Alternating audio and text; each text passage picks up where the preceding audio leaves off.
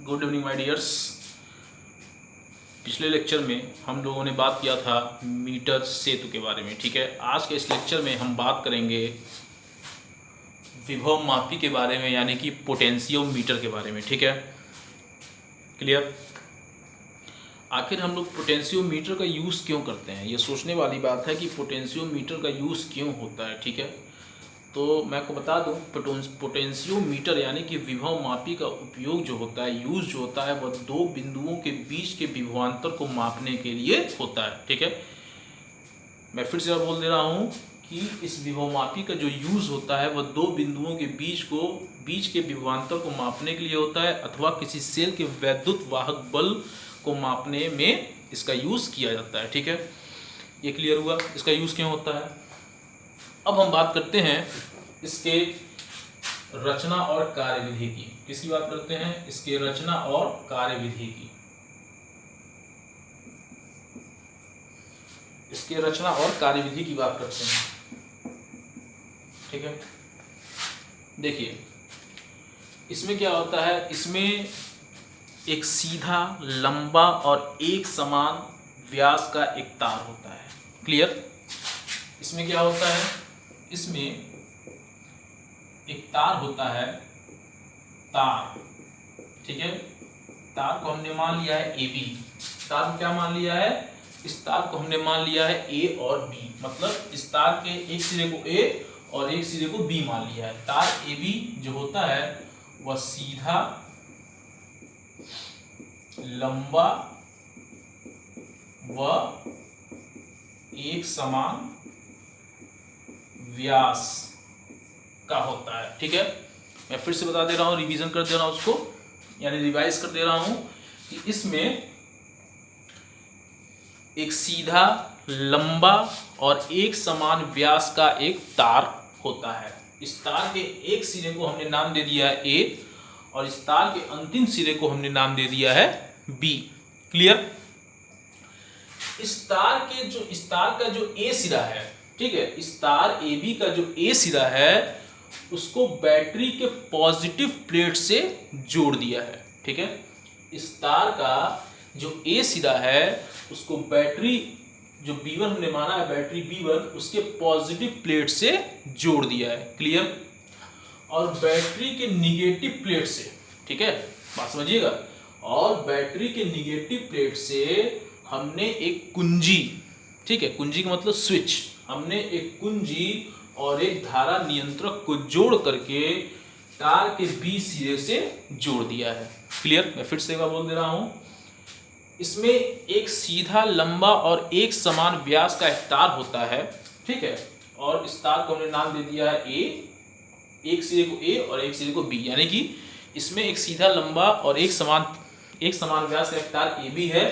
तार के A सिरे को बैटरी B1 के धन प्लेट से जोड़ दिया है और बैटरी जो B1 का जो दूसरा प्लेट है, यानी कि नेगेटिव सिरा है, नेगेटिव प्लेट है, उसमें क्या किया है, एक कुंजी जोड़ दिया है और एक धारा नियंत्रक को जोड़ करके तार के B सिरे से जोड़ दिया है। ठीक है, अब ये धारा नियंत्रक क्या होता है? धारा नियंत्रक जिसको बोलते हैं रिहोस्टैट, ठीक है, जिसको बोलते हैं रिहोस्टैट। ठीक है, RH। धारा नियंत्रक काम ये होता है कि धारा नियंत्रक, नाम से समझ में आ रहा होगा कि जो धारा को नियंत्रित कर सके। ठीक है, यानी कि AB में, ठीक है, AB में ज़्यादा धारा पहुंचानी है या तो कम धारा पहुंचानी है, इसी धारा नियंत्रक का ये काम होता है। ठीक है, कि ज़्यादा धारा पहुंचानी है या कम धारा पहुंचानी है, यानी कि धारा के मान को वह घटा बढ़ा सकता है। क्लियर, ये हो गया। अब B से जोड़ देते हैं। यहां तक समझ में आई बात। अब देखिए, जिस सेल का वैद्युत वाहक बल ज्ञात करना होता है, बात समझिएगा, जिस सेल का वैद्युत वाहक बल ज्ञात करना होता है, यही सेल है, इसी का हमको वैद्युत वाहक बल ज्ञात करना है। तो जिस सेल का वैद्युत वाहक बल ज्ञात करना होता है, उस सेल के पॉजिटिव टर्मिनल को, यानी कि पॉजिटिव सिरे को, यानी कि पॉजिटिव प्लेट को हम तार के A सिरे से जोड़ देते हैं। क्लियर। और निगेटिव सिरे को, ठीक है, माफ करिएगा, सेल के निगेटिव सिरे को, ठीक है, गैल्वेनोमीटर से जोड़ करके, ठीक है, सेल के निगेटिव टर्मिनल को एक गैल्वेनोमीटर से जोड़ करके जॉकी जे से जोड़ देते हैं। क्लियर।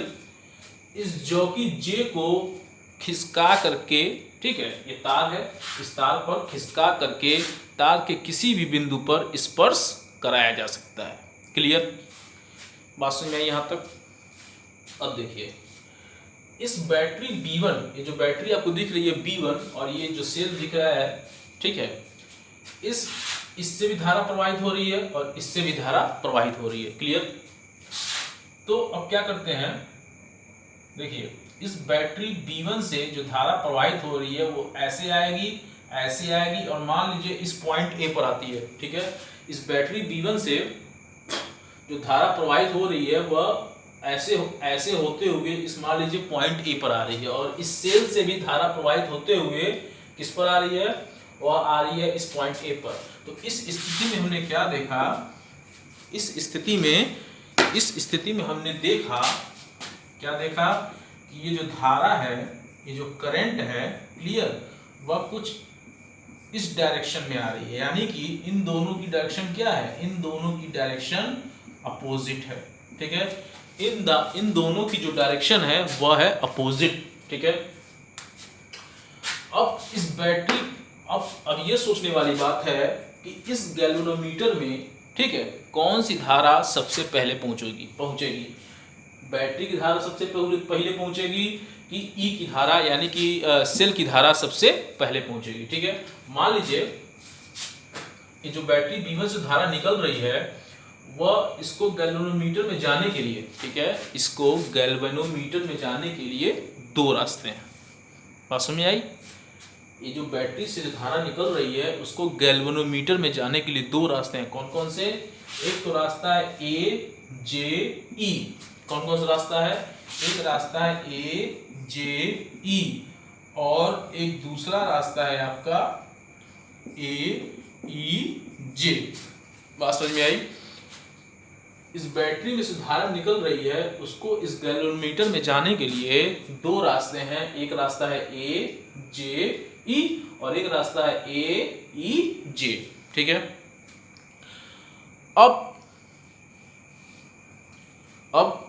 ठीक है, अब ये सोचने वाली बात है कि भाई इन दोनों में से, ठीक है, अब ये सोचने वाली बात है कि इन दोनों में से सबसे पहले जो धारा है वह गैल्वेनोमीटर में कौन सी पहुंचेगी। मतलब कि इन दोनों में से धारा निकल रही है, सबसे पहले धारा किसकी पहुंचेगी, ये सोचने वाली बात है।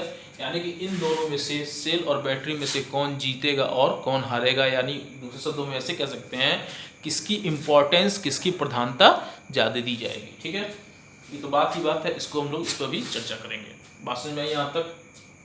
अब देखिए, मान लीजिए इस बैटरी B1 से जो धारा निकल रही है, ठीक है, इस बैटरी B1 से जो धारा निकल रही है इस पॉइंट A से होते हुए पॉइंट B पर प्रवाहित हो रही है, यानी कि जो धारा है वह तार AB पर प्रवाहित हो रही है। ठीक है। तो जब धारा तार AB पर प्रवाहित होगी, ठीक है, जो धारा है वह तार AB पर प्रवाहित होगी, तो उस स्थिति में तार के प्रत्येक बिंदु पर जो विभव है वह घटता जाएगा। क्यों घटता जाएगा? क्योंकि जो धारा होती है वह उच्च विभव से निम्न विभव की ओर बहती है। बात समझ में आई। जो धारा होती है वह उच्च विभव से निम्न विभव की ओर बहती है। क्लियर। तो मैंने आपसे ये कहा कि जो बैटरी B1 से धारा निकल के आ रही है, जो प्रवाहित हो रही है इस तार के माध्यम से, वह इस तार AB में प्रवाहित होगी। बात समझ में आई। तार AB में प्रवाहित होगी। तो जब तार AB में प्रवाहित होगी तो उस कंडीशन में, उस स्थिति में तार के प्रत्येक बिंदु पर जो विभव है वह घटता चला जाएगा। ठीक है। तो उस स्थिति में, उस कंडीशन में हम ये कह सकते हैं कि दूरी के सापेक्ष विभव में परिवर्तन ही या विभव में कमी ही विभव प्रवणता कहलाती है। बात समझ में आई। दूरी के सापेक्ष जो है विभव में परिवर्तन ही विभव प्रवणता कहलाती है। क्लियर। यहां तक बात समझ में आई। अब देखिए, अब क्या करते हैं। अब मान लीजिए ये जॉकी J है, ये क्या है, ये जॉकी J है। बात समझ में आई। इस जॉकी J को खिसका करके हमने यहां कर दिया, इस पॉइंट पर कर दिया और इस पॉइंट को हमने मान लिया J1, ठीक है। इस ज्योति J को खिसका करके हमने इस तरफ थोड़ा खिसकाया और इस पॉइंट पर लाया, तो इस पॉइंट को हमने मान लिया J1। बात समझ में आई? तो इस A और J1, ठीक है, इस A और J1 ध्यान दीजिए, इस A और J1, इस A और J1 के बीच का जो विभवांतर होगा, ठीक है, इस A और J1 के बीच का जो विभवांतर होगा वह सेल के वैद्युत वाहक बल से कम होगा। किससे कम होगा? सेल का जो विभवांतर होगा, यानी कि इस A और J1 का जो इसके जो बीच का विभवांतर होगा इस सेल के वैद्युत वाहक बल E से कम होगा, ठीक है, E से कम होगा।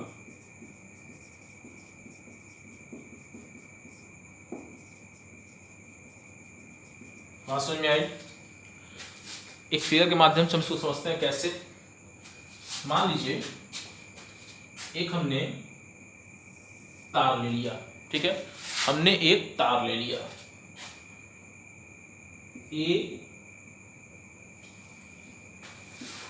ए और बी, ठीक है, हमने एक तार ले लिया ए और बी।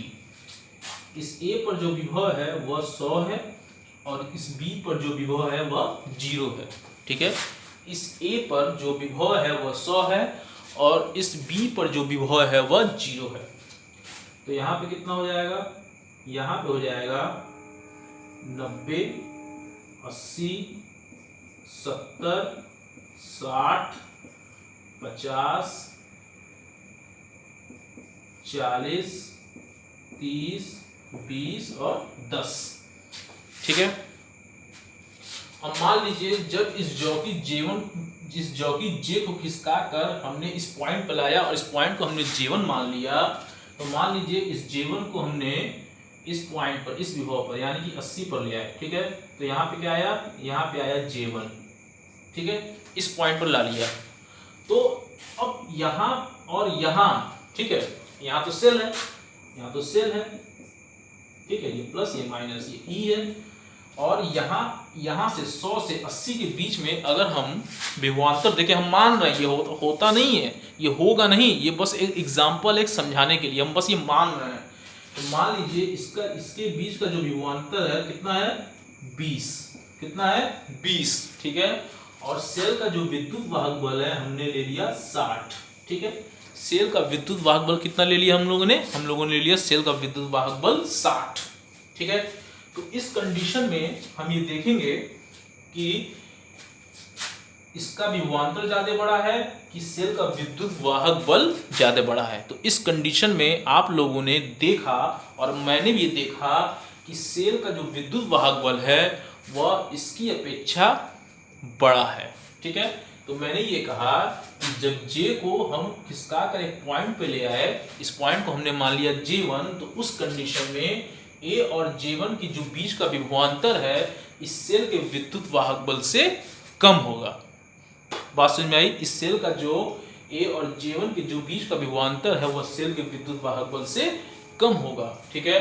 और जब सेल के विद्युत वाहक बल से कम होगा तो उस कंडीशन में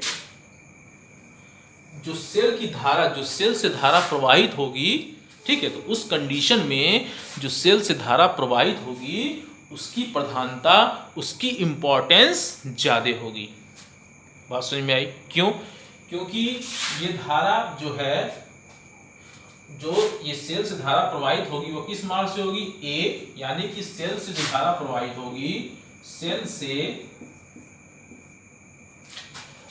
धारा प्रवाहित होने का जो मार्ग है, होने का मार्ग क्या है? सेल से धारा प्रवाहित होने का जो मार्ग वह क्या है?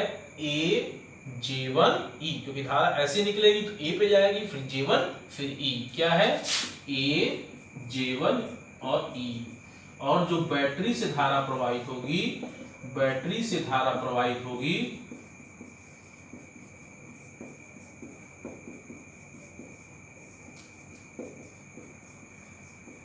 होने का जो मार्ग है वह क्या है, वह है AEJ1। क्या है, AEJ1।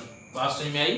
तो इस कंडीशन में ये कह सकते हैं कि सेल से जो धारा प्रवाहित हो रही है उसकी इंपॉर्टेंस ज्यादा है, उसकी प्रधानता ज्यादा है। ठीक है। और जब सेल से जो अब ये देखने वाली बात है कि जो सेल से धारा ऐसे प्रवाहित होकर जब इस पॉइंट पर आ रही है तो इस गैल्वेनोमीटर में विक्षेप उत्पन्न हो रहा है। ठीक है। इस गैल्वेनोमीटर में विक्षेप उत्पन्न हो रहा है और इसकी जो सुई है, सुई वह इस ओर ऐसे है तो वह ऐसे मुड़ जा रही है। यहाँ देखिए, ये तो स्थिति बता रहा है कि जब इसको हम ऐसे ले आए तो जो सुई है ये ऐसे मुड़ जा रही है। यहाँ पे देखिए, ये ऐसे इस तरफ मुड़ जा रही है। ठीक है। गैल्वेनोमीटर जो है, ठीक है, वो तो ऐसे यही रहेगा, लेकिन ये इसके दो कंडीशन यहाँ पे बताए जा रहे हैं। ठीक है। तो जब धारा ऐसे जाएगी तो ये सुई जो है ऐसे बिल्कुल स्ट्रेट है, वह ऐसे मुड़ जाएगी। बात समझ में आई। ऐसे स्ट्रेट है और ये ऐसे मुड़ जाएगी। बात समझ में आई। यहाँ तक मैं फिर से एक बार समझा दे रहा हूं कि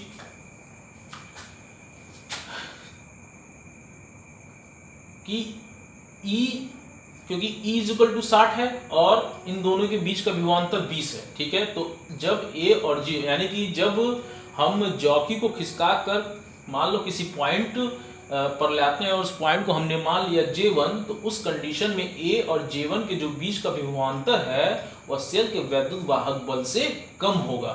ठीक है। ये तो मैंने बता दिया आपको एग्जाम्पल के थ्रू। ठीक है। तो उस कंडीशन में सेल से जो धारा प्रवाहित होगी उसकी प्रधानता, उसकी इंपॉर्टेंस ज्यादा होगी किसकी अपेक्षा, बैटरी की अपेक्षा। ठीक है। तो सेल से धारा प्रवाहित होने का जो मार्ग होगा वह है AJ1E। ठीक है। और बैटरी से प्रवाहित होने वाली धारा का जो मार्ग है वह है AEJ1। क्लियर हुआ यहां तक। और जब धारा इस J1 पर आएगी, ठीक है, जो सेल से धारा निकलते हुए जब J1 मार्ग से E पर आएगी तो उस स्थिति में जो गैल्वेनोमीटर में क्या होगा, गैल्वेनोमीटर में एक विक्षेप उत्पन्न होगा और जो सुई ऐसे है वह ऐसे हो जाएगी। बात समझ में आई। सुई विक्षेपित हो जाएगी। यहां तक बात समझ में आई आप लोगों को। यहां तक किसी कोई दिक्कत नहीं है। अब क्या करेंगे, अब देखिए क्या करते हैं। अब देखिए, अब जब हम इस जॉकी को J1 पर टच कराए तो ठीक है, हमको ये सब मिला। अब देखिए, इस जॉकी को हमने खिसका करके इस J2 पर टच कराया, यानी कि इस जॉकी को हमने यहां से खिसका करके इस पॉइंट पर टच कराया। बात समझ में आई। इस जॉकी को हमने यहां से खिसका करके इस पॉइंट पर टच कराया। ठीक है। यानी कि इस पॉइंट पर स्पर्श कराया और इस पॉइंट को हमने मान लिया J2। ठीक है। इस पॉइंट को क्या मान लिया, इस पॉइंट को हमने मान लिया J2। ठीक है। इस स्थिति में हम यह देखते हैं कि क्या देखते हैं, इस स्थिति में हम यह देखते हैं कि A और J2 के बीच का जो विभवांतर है, A और J2 के बीच का जो विभवांतर है वह सेल के विद्युत वाहक बल से क्या है, सेल के विद्युत वाहक बल से क्या है, अधिक है। ठीक है। यानी कि सेल के विद्युत वाहक बल से अधिक होगा। जब इस जॉकी को हम इस पॉइंट से हटा करके इस पॉइंट पर ले आते हैं और इस पॉइंट को हम मान लेते हैं J2, तो इस कंडीशन में देखते हैं कि इस A से और J2, मतलब इस पॉइंट A से और इस पॉइंट J2 के बीच का जो विभवांतर होगा वह सेल के विद्युत वाहक बल से अधिक होगा। ठीक है। मान लीजिए हमने J1 यहां माना था, अब हम J1 को यहां मान ले रहे हैं। ठीक है। कहां मान ले रहे हैं J1 को, अब इस J2, माफ करिएगा, इस J2 को हम यहां मान ले रहे हैं। ठीक है। तो इस कंडीशन में देखते हैं कि इस पॉइंट A से, ठीक है, इस J2 के बीच का जो विभवांतर होगा वह कितना होगा, वह होगा 70। और इसका कितना है, इसका है 60। यानी कि सेल की जो विद्युत वाहक बल है वह 60 है और इसका जो विभवांतर है वह है 70। ठीक है। तो इस कंडीशन हमको ये पता चला कि जब इस पॉइंट से खिसका कर जॉकी को इस पॉइंट पर लाते हैं और इस पॉइंट को हम मान लेते हैं J2, तो इस कंडीशन में ए और J2 के जो बीच का विभवांतर होगा वह सेल के विद्युत वाहक बल से अधिक होगा। बात समझ में आई यहाँ तक? तो इस कंडीशन में हम यह कह सकते हैं कि बैटरी B1 की जो धारा होगी, बैटरी जो B1 से धारा निकल रही है उसकी प्रधानता, उसकी इंपॉर्टेंस ज्यादा होगी। क्लियर यहाँ तक? और धारामाप, और ये जो धारामापी यानी कि जो गैल्वेनोमीटर है, इसमें जो धारा प्रवाहित होगी उसका जो मार्ग होगा वह होगा AEJ2। क्या होगा? AEJ2। बात समझ में आई? यहां तक क्लियर हुआ? अब देखिए, अब ये 3 पॉइंट आपको दिख रहे हैं, J1, J और J2। ठीक है, इस J2 और J1 या J1 और J2 के बीच में जो ये तीसरा पॉइंट है J, ठीक है, तीसरा पॉइंट है J, इस कंडीशन में यहाँ पे हम ये देखते हैं कि इस J पॉइंट पर इस गैल्वेनोमीटर में कोई भी मतलब गैल्वेनोमीटर जो है वह विक्षेपित नहीं होती है। ठीक है, ये जो गैल्वेनोमीटर है इस J पॉइंट पर वह बिल्कुल भी विक्षेपित नहीं होती है, अर्थात वह न इधर मुड़ती है न इधर मुड़ती है, बिल्कुल स्ट्रेट ऐसे रहती है। ठीक है, तो इस कंडीशन में इस J पॉइंट को, ठीक है, इस कंडीशन में इस J पॉइंट को हम शून्य विक्षेप की स्थिति कहते हैं। क्या कहते हैं? शून्य विक्षेप स्थिति, विक्षेप स्थिति कहते हैं। ठीक है, यानी कि नल पॉइंट कहते हैं। बात समझ में आई? क्या कहते हैं? नल पॉइंट कहते हैं। यहां तक क्लियर हुआ? अब देखिए, इस स्थिति में क्या होगा? इस स्थिति में क्या होगा? इस स्थिति में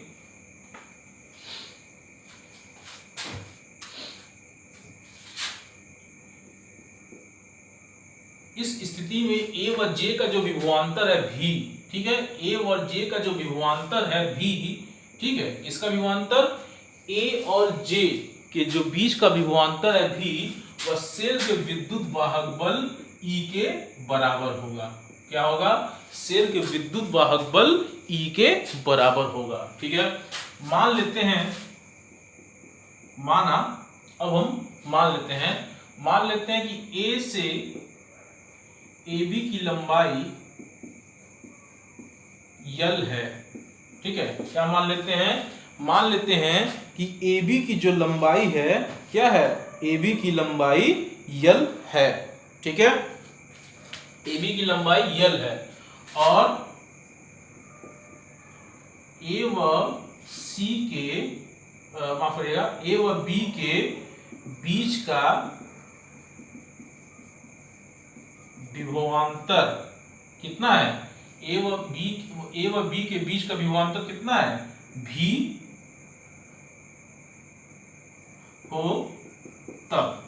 ठीक है, तो क्या हो जाएगा? V बराबर सेल का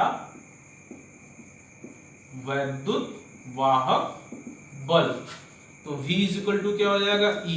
ठीक है, और ये E हो जाएगा E is equal to K into L। क्या हो जाएगा? E is equal to K into L। बात समझ में आई? ये जो K है, K, ठीक है, ये जो K है लिख सकते हैं वेयर, जहां K is equal to potential gradient. ठीक है, और K इज इक्वल टू होता है I इंटू रो। क्या होता है? K इज इक्वल टू होता है I इंटू रो। बात समझ में आई? और ये जो I है वो वैद्युत धारा का मान है। ठीक है, और ये जो रो है ताकि 1 सेंटीमीटर लंबाई का प्रतिरोध है। बात समझ में आई? यहां तक क्लियर हुआ? तो E is equal to K into L प्राप्त हुआ, वेयर जहां K पोटेंशियल ग्रेडियंट है, यानी पोटेंशियल ग्रेडियंट है, यानी कि विभव प्रवणता है, और K is equal to I into rho होता है, और I क्या है? वैद्युत धारा का मान है, और रो क्या है? तार की 1 सेंटीमीटर लंबाई का प्रतिरोध है। ठीक है, बात समझ में आई यहाँ तक? ये तो था आपका विभव मापी के बारे में, ठीक है। यहाँ तक देख लीजिए, यहाँ तक किसी कोई दिक्कत तो बताए, इसको समझ लीजिए।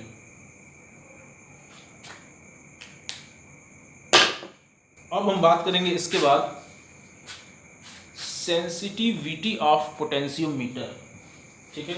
Sensitivity of potentiometer.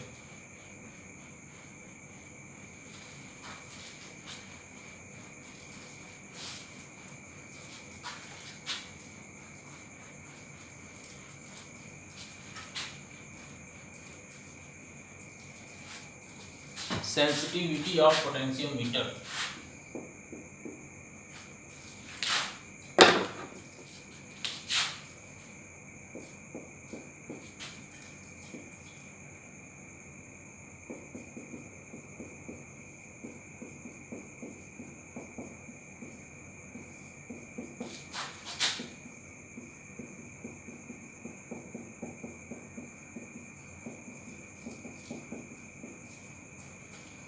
Sensitivity of potentiometer, ठीक है।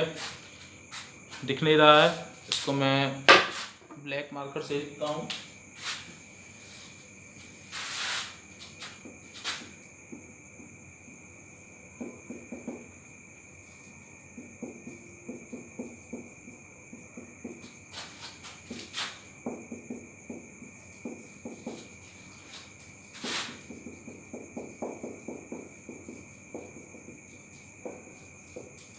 ठीक है, इसकी बात करेंगे सेंसिटिविटी ऑफ पोटेंशियोमीटर की। क्लियर? यानी कि विभव मापी की सुग्राहिता, ठीक है।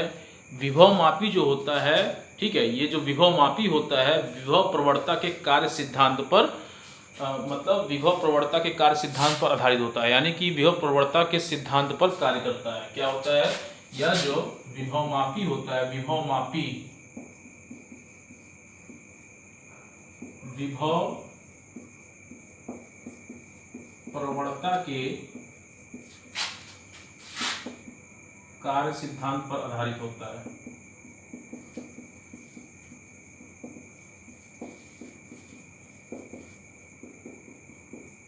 आधारित होता है मतलब विभवमापी जो होता है विभव प्रवणता के सिद्धांत पर कार्य करता है। ठीक है, विभवमापी की जो सुग्राहिता होती है यानी कि विभवमापी की जो सेंसिटिविटी होती है वह विभवमापी के तार की लंबाई पर निर्भर करती है। ठीक है, विभवमापी की जो सुग्राहिता होती है, जो सेंसिटिविटी होती है, वह तार की लंबाई पर निर्भर करती है। कैसे? क्योंकि विभवमापी का जो तार मैंने बताया था, जो प्रतिरोध तार हमने लिया था AB, ठीक है, उसकी लंबाई जितनी अधिक होगी विभवमापी की सुग्राहिता उतनी ही अधिक होगी। ठीक है, इस प्रकार हम कह सकते हैं कि S प्रोपोर्शनल टू L। ठीक है, बात समझ में, लंबाई जितनी अधिक होगी सुग्राहिता यानी कि सेंसिटिविटी उतनी ही अधिक होगी। लंबाई जितनी कम होगी सेंसिटिविटी यानी कि सुग्राहिता उतनी ही कम होगी। बात समझ में आई यहाँ तक? क्लियर?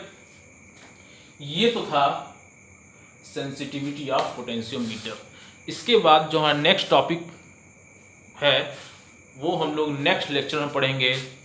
उस टॉपिक का नाम है यूजेस ऑफ पोटेंशियोमीटर यानी कि विभवमापी के उपयोग। ठीक है, तब तक के लिए thank you and good night.